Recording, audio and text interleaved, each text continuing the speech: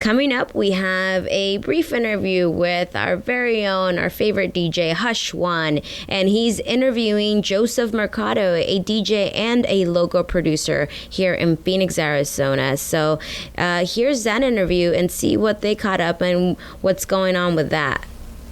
Listen in right now at radiophoenix.org. Bungalow Show, and this is Hush One with the Electronic Music Artist Spotlight. We are very happy to be in the studio with none other than the artist Joseph Mercado. He is not only a DJ and a tastemaker, but a label record owner by the name of Next Dimension Music, based here in Phoenix, Arizona. Hey Joseph, so is it true you were doing some amazing things relating to electronic music out here in the digital age? But before we go into the future, we'd like to know your musical beginnings. Where are you from? All right, I'm originally born in the Bronx, New York. And actually, raised in Spanish Harlem, in New York City. So musically, all right, something's driving you. What started your musical career? What inspired you? What kind of music? Okay, if we go way back, I remember visiting my grandmother in Puerto Rico, maybe about 14, 15 years old, and I had an old school cassette player deck. It was kind of like a rectangular kind of thing, kind of really industrial looking. And I remember recording off the radio and then creating radio shows. And I would have my grandmother listen to them. And I don't know if she was interested or not, but she showed me the love. And from being there and recording what was happening while you were there at this exactly exotic place with new stuff. Right, exactly. And so that was my teenage years when I was catching on to like early hip hop, and at that time you had guys like Slick Rick and Dougie Fresh, where everything was kind of fun and it was meshing with the electronic stuff. So that began my influences, but without even knowing it. It was natural. It was part of my environment. So it wasn't something that I was doing. It wasn't premeditated. It was just natural. You just wanted to be a part of it, and you were a part of it. Right, exactly. Excellent. So with that being said, I heard you started collaborating with a few people, in particularly William Rosario.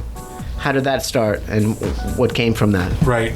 Before I actually met with William, I had spent maybe 5 or 6 years basically, taking the natural steps, and I discovered the club scene in New York by going to the Tunnel and Sound Factory, and Nice.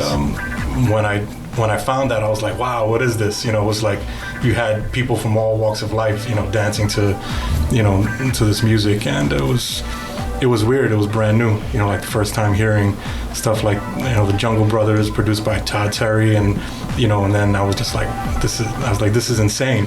So I, really need to find it. So at that time, even before I wanted to become a DJ, I was going out and buying the records, and I was just playing like on my mom's stereo. And after that, I started doing parties and stuff like that, and eventually started getting DJ equipment, slowly but surely. And then I met a friend through my brother who lived with my dad in Queens, Long Island City, Queens. He was like, hey, I know this guy. His name is Davey Dex. He's basically a hip hop breakbeat producer, and at that time he was on record in a record group called House to House, which it was a record that went kind of big. Davey Dex. Yeah, Davey Dex in the early 90s. It was a record called Move Your Waistline to the Baseline. So I'm hanging out with him, he's showing me like, production tips and blah blah blah. My mind and eyes are like, wow, this is fabulous. And then walks into this room. It's a fast talking, little guy, and his name is Big Will Rosario. It's kind of mob like. Nice. And I tracked this guy down because I knew about his records. He did a lot of stuff on Strictly Rhythm and stuff like that. And for some reason, he gave me good energy. And I tracked him down. I was like, hey, let's collaborate. Let's put some stuff together. I got ideas of what we can do, because I think his sound kind of matched my imagination. And so basically, we became good friends maybe about 94, 95. And after that, we started to produce and collaborate, and and that became like the birth of Ghetto Soul. The birth of Ghetto Soul. Right. And how would you describe this sound? Like, it was a definite influence on the East Coast, of course. It was. And how would you describe it? Like, and what happened with it? Well, before, like on the radio now, you have a lot of hip hop, electronic music mesh, and even before that was happening, that sound was being created, in our mind, and it came directly from, that New York City influence, where, if you listen to the radio, you can hear, like I said, all genres of music on one radio station, as opposed to just hearing hip hop, or hearing electronic music or hearing country or whatever. And so that was the idea of it. I grew up in the hood, in Harlem, and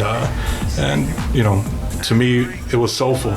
So we decided to sample hip hop records, throw house music loops on them, and then that became the start of Ghetto Soul. After that, we did a couple collaborations with another guy. His name is Big Ro, and he started rapping on some of our stuff, and it became something natural where we were doing shows, and we'll have conga players, and these guys would come on and perform live while we were DJing, and it was a new element, and it was kind of fresh at the time.